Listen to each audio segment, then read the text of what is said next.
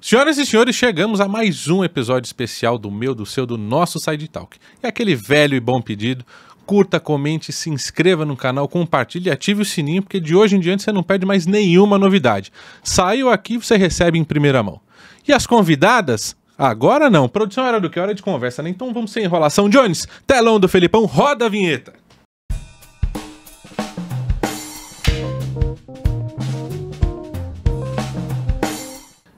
As convidadas, porque, claro, temos duas gratas surpresas aqui. Uma delas iniciou a carreira como delegada em 2012, já foi eleita 4 vezes a melhor delegada, não à toa. A outra é advogada, especialista em direito de família, escritora, autora de best-sellers. Vocês, claro, que gostam que ela se apresente do que ficar olhando para mim falando baboseira. Então recebam com muitos aplausos a doutora Raquel Galinatti e Ana Paula Gimenez.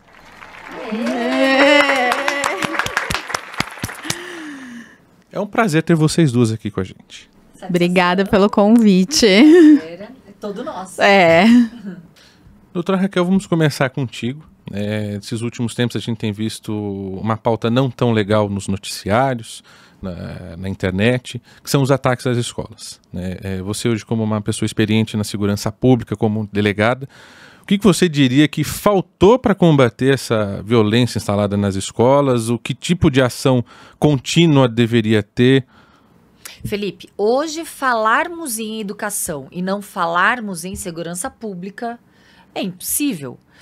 A educação ela deve estar inserida num contexto da segurança pública. Afinal, os pais responsáveis enviam seus filhos para as escolas acreditando que estão mandando para locais seguros. E não é isso que a gente tem visto. E não é de agora. A gente viu aqueles atentados, massacres em Suzano e nada foi feito em relação a políticas públicas transversais entre a segurança e a educação. Em primeiro lugar, quando a sociedade ela está doente e vai parar na porta de uma delegacia, porque nenhuma esfera social deu certo, nem no seio familiar, educacional, social. Então, para começar, toda essa situação está acontecendo porque a gente vê que vivenciamos uma crise de identidade, de autoridade no Brasil. Crise de identidade de autoridade do poder familiar, uma crise de autoridade das instituições de Estado, como as polícias, o poder judiciário, a própria política. E essa crise, ela reflete também nessas crianças que vão para a escola, já sem a educação de premissas básicas que teria que vir do seio familiar, como conduta, moral, valores universais, terceiriza-se para uma escola e por ter justamente essa crise de identidade de autoridade, a escola não consegue passar absolutamente nada para essas crianças. Sem contar que a gente percebe muito em que antes os criminosos, eles cooptavam, angariavam os menores, né, os adolescentes, através de um contato meio que físico. Hoje, os pais acreditam que os filhos estão lá, trancados nos seus quartos, mas estão completamente presas, fáceis para serem pescadas pelos criminosos através das redes sociais, da internet e etc. Então, é um conjunto de situações. Agora, se eu for falar no aspecto da segurança pública, os governos, eles não investem na polícia que combate o crime antes mesmo do primeiro disparo de arma de fogo, antes mesmo da primeira tragédia, que é a polícia que atua com inteligência. A polícia que monitora aquele criminoso, que antecipa os atos daquele criminoso e prende aquele criminoso na sua casa antes mesmo da prática do crime. A gente vê um completo descaso das instituições, dos poderes políticos em estruturar a segurança pública no que tange a polícia judiciária, que são as polícias civis. E é aquela coisa, né? Literalmente a educação vem de casa. Porque se tá acontecendo esse tipo de coisa, é porque na base ali não deu certo. E a Ana Paula, acho que como atuante aí, advogada familiarista, não sei se de repente o homeschooling é alguma coisa que você consiga dizer. Será que esses ataques no futuro não forçariam a implantação desse homeschooling? Porque as pessoas vão ficar com medo de mandar o filho para a escola agora. Então, o que acontece é que a família mudou muito. Se a gente for olhar anos atrás, a gente tinha uma família o quê? patriarcal, onde o homem era a cabeça daquela família, a mulher e os filhos, eles obedeciam àquele homem. O núcleo familiar, ele servia para quê? Para manter o dinheiro, o poder econômico dentro da família, procriar. Então a gente precisava, se a gente vai olhar anos lá atrás, a gente precisava do casamento, para depois ter filhos, né? Hoje tá totalmente diferente. Aquela família que era vertical, ela ficou uma família muito mais horizontal.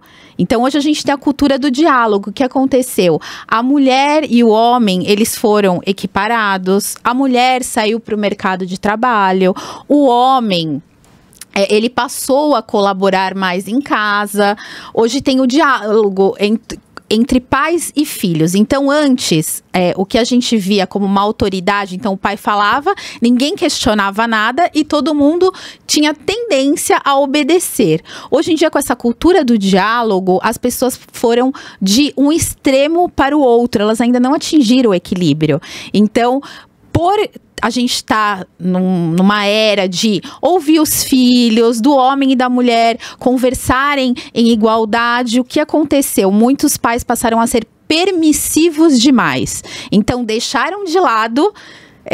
sabe quando vai do 8 pro 80? Deixaram de lado... fazer isso com ele o que eu vivi, né? Deixaram de lado aquelas regras tão rígidas, mas para um grau de permissibilidade muito grande. Então, antes, a professora falava alguma coisa, a mãe não ia lá questionar. Hoje em dia, uma professora ela não pode dar uma bronca num filho que a mãe vai lá questionar. Ou uma nota baixa que foi consequência da criança, da pessoa não ter estudado e... Sim, então o que a gente precisa para equilibrar tudo isso? Os pais, eles têm que continuar ditando regra. Não é a criança que chega em casa, senta no sofá da sala e coloca no canal que quiser.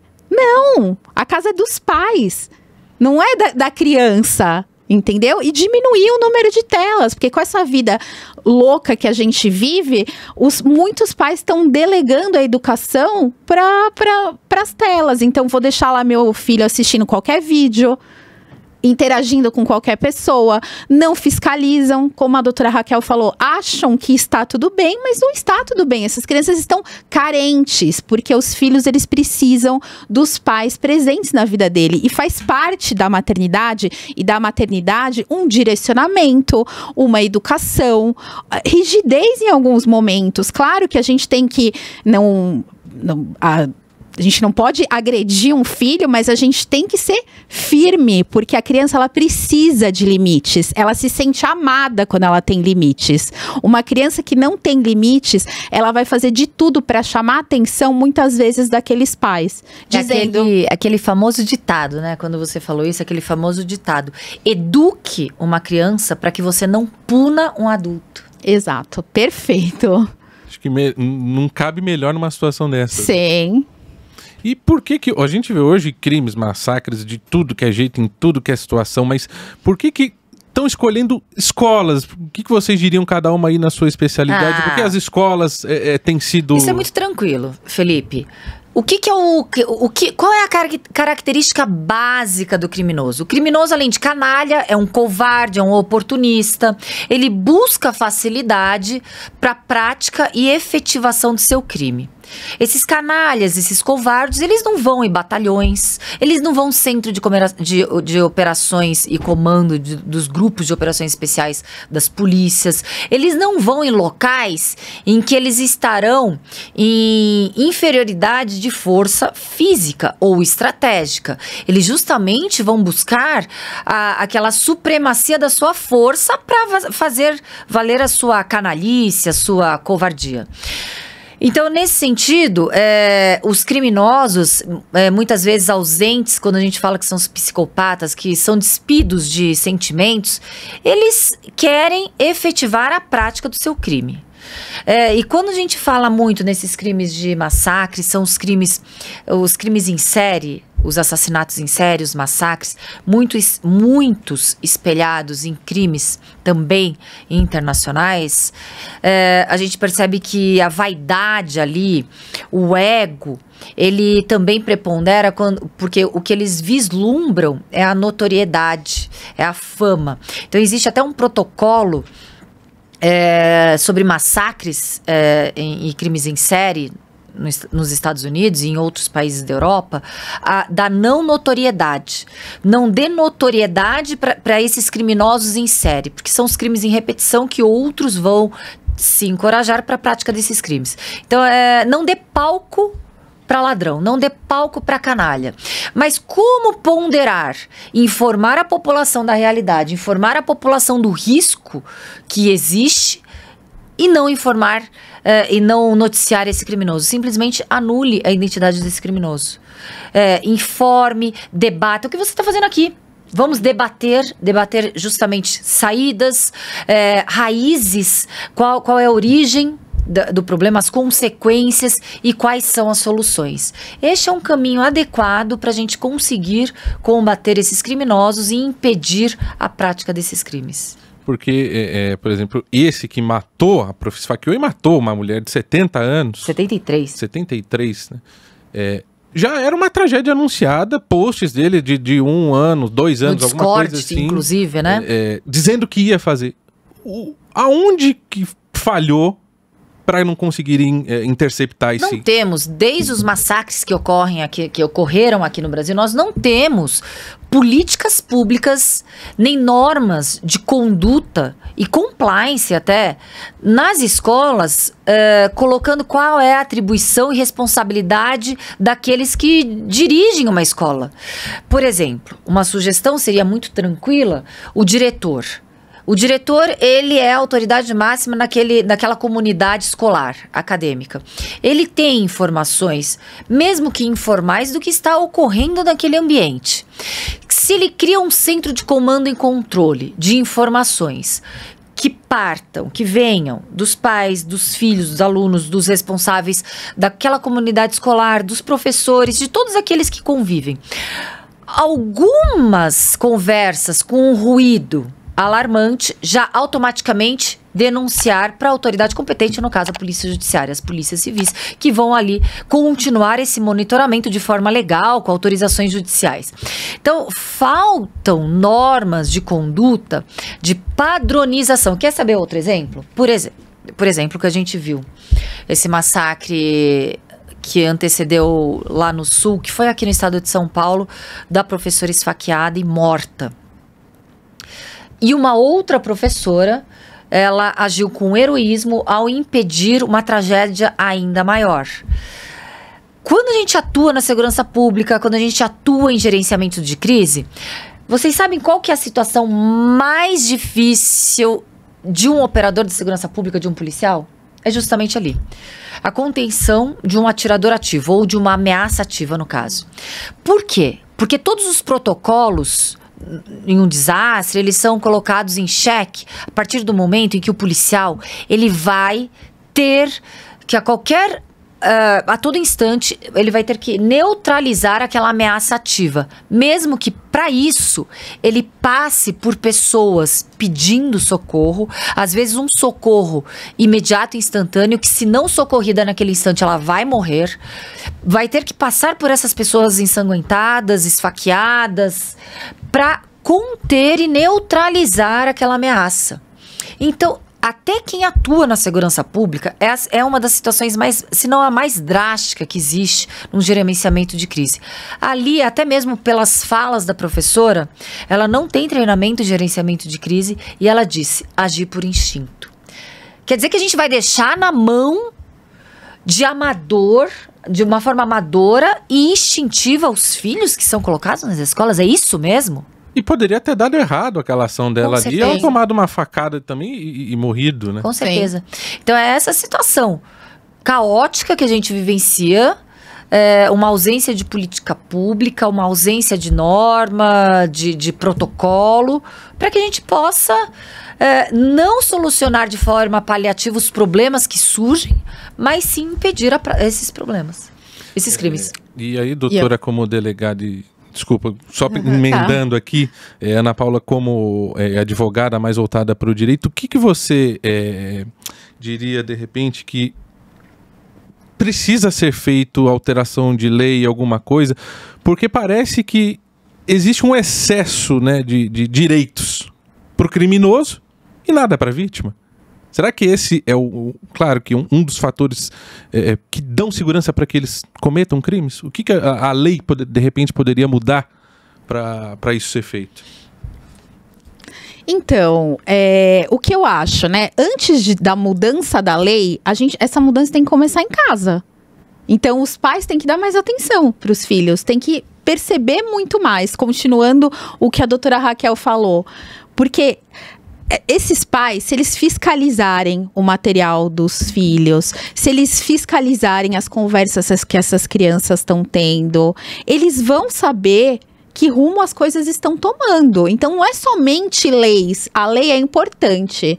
E a gente tem uma legislação que deve ser cumprida. Mas eu acho que é mais do que isso. Não é só colocar nas mãos do poder público. É muito fácil a gente fazer isso. Mas ninguém quer ter o esforço de estar lá dentro de casa, dando atenção para os filhos, olhando o material, vendo com quem essas crianças estão interagindo na internet, quais são os tipos de jogo, quais são os tipos de vídeo que essas crianças estão assistindo, porque eles não têm maturidade suficiente para entender a gravidade das coisas. Então, acho que a primeira coisa que tem que começar é no seio familiar.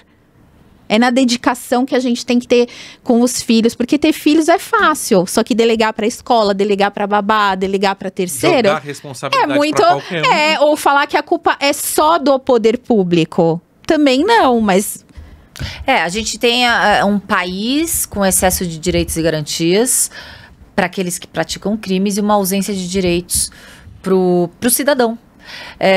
Então é um país com leis muito frouxas na punição. É um estado que espera-se a efetivação de crimes para daí punir. Por exemplo, um crime de ameaça é um nada jurídico. A pena, ela não inibe a efetivação do anúncio de um crime grave, um crime hediondo. Matar, esquartejar, estuprar, esfaquear, incendiar. Então é um país ainda muito tímido na punição daqueles que deveriam ter a certeza do castigo para que a gente viva num estado realmente equilibrado, democrático, em que as pessoas realmente tenham segurança. Então, existe uma inversão de valores absurda hoje em um país que muitas vezes trata como heróis aqueles criminosos, aqueles bandidinhos. Então, é uma situação em que, enquanto continuarmos com políticas extremamente elásticas, políticas legislativas elásticas para aqueles que infringem a lei e praticam crimes, a situação vai cada vez piorar. Porque parece que hoje se tem medo da polícia e não medo da justiça. A polícia prende, a justiça solta. O que a gente poderia fazer para ser diferente? Porque colocar a polícia na escola, por exemplo, é uma solução efetiva? Olha, quando a gente fala colocar polícias nas escolas, são soluções paliativas, porque mais uma vez a gente vislumbra a segurança pública como uma segurança de policiamento ostensivo preventivo. O que é mais eficaz? Você controlar e impedir a prática do crime ou atuar no momento em que esse crime está acontecendo? Então, se a gente tivesse investimento realmente em uma polícia de inteligência com tecnologia, com estrutura, com salários, com contratação de policiais, essas informações depuradas, enviadas como denúncia a essas polícias judiciárias estruturadas, elas impediriam os criminosos a efetivação desses crimes. Muitas vezes, de forma midiática, a gente vê operações no combate à pedofilia, operações no combate ao crime de violência contra a mulher, cumprimentos de mandados. Mas o porquê não é permanente? Simples, porque não temos estrutura. Então, mais uma solução paliativa. As soluções, elas devem ser conjuntas, integradas. Não são soluções isoladas. A partir do momento em que a gente chama atenção para determinada solução, a gente está desviando o foco de um problema muito mais complexo. É o que acontece também, por exemplo, na violência contra a mulher. Quando você vai falar de uma violência psicológica, todo mundo encara como uma mera frescura, entendeu? Mas quando acontece realmente minha violência física, que chega até o feminicídio, as pessoas olham e falam, por que a gente já não combateu lá atrás? Não era frescura, Não era frescura, né? Com certeza. É uma situação, são crimes gradativos, são crimes que são anunciados, são crimes que, com o trabalho de uma polícia estruturada de inteligência, são crimes que poderiam ser evitados. Eu tenho um olhar punitivista, eu tenho um olhar atuando na segurança pública, no sistema de justiça criminal, em que aquele que praticou o crime tem que ter a certeza do castigo. Mas é claro que temos que conversar na transversalidade com outras áreas, com outras esferas. Essas conjecturas, né, essas hipóteses são reais. Podem ocorrer, mas a gente teria que estar solucionando, cada um na sua esfera de especialidade, esses problemas. Porque são problemas que se comunicam. E hoje, tecnicamente falando, existe um aparato para, de forma definitiva, ter essa solução de segurança em todos os... nas escolas, parques, enfim, tudo que a gente consiga controlar de... Eu não vejo se tem, não foi anunciado, né? Porque todo o processo, né? O tecnológico, o salarial, humano, falta de mão de obra, motivação, políticas de incentivo, é todo um conjunto, né? É um conjunto, então... Eu acho que toda mudança começa dentro da gente. A mudança que a gente quer no mundo tá dentro da gente. Se a gente não começar a mudança dentro das nossas casas e a gente vê o quanto é grande o número de suicídios de adolescentes, é gigante. Ninguém para pensar isso. A gente tá na era das redes sociais, a era nossos adolescentes, eles não têm a capacidade de olhar aquilo e falar assim, olha, essa vida aí não é verdadeira. Não, eles se sentem o tempo inteiro insatisfeitos com a comparação. Então é muito mais do que simplesmente a segurança pública é essencial pra gente. Mas precisa, como a doutora Raquel falou, de um conjunto, desde a família dentro de casa, para mostrar a realidade para os filhos, educar, não permitir fazer tudo, fiscalizar, estar presente, interagir, diminuir as telas, como tudo isso que a doutora Raquel falou. Então, é um conjunto de coisas que vai mudar a nossa sociedade. Compra aquela vida que não existe, fazem pela falsa aceitação, e a gente vive isso que a gente tá agora, né? Nunca se consumiu tantos antidepressivos, ansiolíticos, nunca teve tanto suicídio, ansiedade, síndrome do pânico, depressão, droga, álcool, todos esses anestésicos externos, porque as pessoas estão em constante comparação, né, e insatisfação. Se os adultos já acontecem isso, imagine os adolescentes que entram nas redes sociais, que tem o bullying também, né? Até uma pergunta que eu deveria ter feito no começo, mas aqui a gente tem essa flexibilidade. Por que a doutora Raquel virou delegada? Eu virei delegada porque talvez eu tive uma educação em que a gente podia escolher as nossas atribuições independentemente de profissões estereotipadas, né? Essa é uma profissão de menino, essa é uma profissão de menina. Não, a gente tinha ali uma gama de possibilidades e essa foi a forma que, de repente, eu adequei a minha personalidade naquela atividade que iria realmente... Já era aquela que não gostava do bullying, né? Estragava a brincadeira, né? Quando eu era pequenininha, eu era aquela criança chata, extremamente chata, que não fazia questão nenhuma de ser popular e entrosar com a galerinha. Sempre tinha aquele que era o escolhido, o alvo do bullying. Eu tava até conversando com meu marido. E aí eu olhava aquilo, eu não tinha aquele sentimento, vou defender o colega, porque eu era muito nova, mas eu tinha um sentimento de angústia, de desconforto com aquilo. De saber que aquilo não era legal. Que era muito mais forte do que eu, então eu tinha que me intrometer. Eu não tinha muito na minha mente, eu lembro que eu não tinha desenhado, estou defendendo uma outra pessoa, mas eu tinha desenhado, não quero isso não quero isso acontecendo na minha frente. Na minha frente não vai acontecer. Não quero. Então eu estragava assim a brincadeira, eu cortava a brincadeira, eu intercedia na situação. E aí eu andava com os excluídos, né? Aqueles que eram vítimas, então vamos junto. E por que eu não era... Eu poderia até ser vítima de bullying, porque eu também não era aceita ali, mas eu fazia artes marciais desde que eu nasci. Então eu já tinha uma... É faixa preta em taekwondo, tá? E em capoeira sou contramestre. Então eu já tinha uma noção muito forte em autodefesa e etc. Desde pequenininha, desde os 3, 4 anos. Então eu me defendia. Então claro que ninguém também me agredia fisicamente, verbalmente. Mas também eu era aquela criança que não era convidada pra festinha nenhuma. Mas tava tudo bem. Porque eu tinha... Sobreviveu, né? Eu tinha os meus esportes, que eu era super entrosada. Eu tinha outras atividades fora a atividade escolar. Então eu acho muito importante.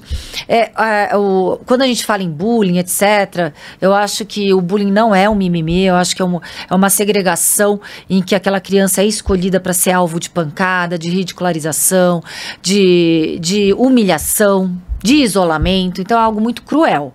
E quando a gente fala em artes marciais, todos aqueles que praticam bullying, ou que são vítimas, ou aquelas crianças que são já uns mini psicopatinhas, que querem realmente perturbar e judiar do outro, na arte marcial vai ter, de forma obrigatória, noções de respeito ao próximo, respeito à hierarquia, do mais forte ao mais fraco, porque inevitavelmente aquele que pratica o bullying vai ser mais fraco em determinada situação. Então obrigatoriamente, ele vai ser formatado numa filosofia essencial para pessoas melhores, né? Vai ter seu momento ali de fraqueza, né? Com certeza. E aí, enxergando toda essa passagem, você lá atrás, na sua época de escola, sendo já a defensora dos oprimidos, para a situação que a gente vive hoje, o que você enxerga que lá atrás tinha, que dava certo e que hoje faltou para ter desandado dessa forma? Eu vejo que na nossa infância, na nossa adolescência... Claro, nós não tínhamos tanta influência externa de informações, de conteúdo, de comparação, como a doutora Ana falou. Então, até o próprio bullying, ele era praticado quando você ia para o ambiente escolar. Hoje é permanente. Então, hoje aquelas crianças que de repente são ridicularizadas, são... machucadas, agredidas, humilhadas, fica permanente essa situação. Essa situação, ela migra para as redes sociais, ela migra para o WhatsApp, ela migra para um Facebook, para um Instagram, para um TikTok. Então é permanente. Por isso que a gente vê que a modernidade acompanha, de certa forma, a facilidade do acesso ao conteúdo e que tenhamos um progresso como um todo, né? Porque essa lutar que tenhamos mais informações, informação é poder, mas no efeito reverso, de forma assim cruel e de forma a praticar crimes são praticados com mais facilidade. Então eu vejo que a gente não tem, os limites, eles foram completamente ultrapassados. Já entendi, tá? Já entendi que a gente está finalizando, infelizmente. A gente vai ter que vir aqui. O tempo é curtíssimo e as portas estão sempre abertas. A gente já tratou nos bastidores, nas televisões, agora eu aqui do outro lado. Infelizmente a pauta não é tão legal, porque é triste a gente ver isso nos dias de hoje. Sim. Mas te agradeço mais uma vez ter topado o convite, ter trazido aqui a Ana Paula com uma surpresa muito grata. Quero que vocês deixem uma mensagem final, as redes sociais, trabalhos, fala do livro. Eu quero deixar uma mensagem que é muito pertinente. Eduque uma criança para que você não puna um adulto. Essa é a frase que nós temos que ter de forma reluzente, em letras garrafais, com neon, para que a gente saiba que quando um pai está controlando, monitorando o conteúdo de acesso do seu filho em redes sociais, ele não está sendo invasivo, ele está sendo protetor, ele está impedindo que aquela criança, aquele adolescente absorva conteúdos que ele não tem, é uma pessoa em desenvolvimento, não tem como deliberar se aquele conteúdo é ok ou permanecer consumindo aquele conteúdo. Então, exerça a sua responsabilidade como pais, mães responsáveis e eduque e proteja o seu filho. Minhas redes sociais, no Instagram é Delegada Raquel. Ali eu tenho o Linktree, que é Linktree que fala? É isso aí. E ali tem todos os vídeos, entrevistas que eu participo, outras redes sociais e abordagem de várias temáticas. E deu show ontem na Jovem Pan com o prefeito, hein? Muito obrigada. Eu tive só 3 perguntinhas, né? Porque era uma bancada enorme. Mas eu não fui vítima do Man Interrupt, apesar de ser a única mulher ali na bancada. Foi uma troca muito respeitosa. Bacana demais. Obrigado mais Muito uma obrigada. vez. E o que eu tenho pra falar é que pais imperfeitos criam filhos melhores do que pais perfeitos, porque eles mostram a realidade. Então a gente tem que começar a mostrar mais a realidade para os nossos filhos. Então não adianta mostrar uma vida perfeita, permitir tudo, se preocupar só com o externo. A gente tem que aprender a tocar a emoção dos nossos filhos, a estar presente na vida deles, dar amor, dar carinho, porque dar limites é um ato de amor. Quem não dá limites, os filhos não se sentem amados. E muitas vezes eles fazem isso para chamar a atenção. Então, sermos pais de verdade. Claro que a gente vai ter nossos defeitos, as nossas vulnerabilidades, mas os filhos, eles precisam estar dentro dessa realidade. Então, a mudança que a gente quer no mundo, na sociedade, começa dentro de cada um de nós, depois passa para nossa família, e aí sim a gente vai poder exigir, né, do poder público, da sociedade, da escola, das outras pessoas. Então, comece dentro da sua casa essa mudança. Para mim é o mais importante. Obrigada pelo convite. As minhas redes sociais é @doutora_DRA, Ana Paula Gimenez, como a minha filha fala, Ana Paula Gimenez, tá? É autêntica. E muito obrigada, viu? Obrigada, Raul. Eu agradeço vocês, a toda a equipe que está aqui presente e a você que até agora nos acompanhou. Muito obrigado pela sua audiência, que sem você nada disso seria possível. Um abraço e até o próximo episódio.